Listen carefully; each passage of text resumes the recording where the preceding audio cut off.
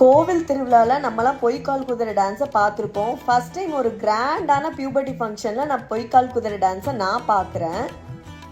இவங்க தான் நம்ம கிளைண்ட் ஸ்மித்தா. இவங்களுக்கு பியூபர்ட்டி ஃபங்க்ஷனுக்கு மேக்கப் பண்ணதான் நான் அன்னைக்கு போயிருந்தேன். மேக்கப் பண்ணுறதுக்கு முன்னாடி இவங்க ஒரு டால் மாதிரி தாங்க இருந்தாங்க. டாலோட டேயை ஸ்பெஷல் ஆக்க தான் நான் அன்னைக்கு மேக்கப் பண்ண போயிருந்தேன்.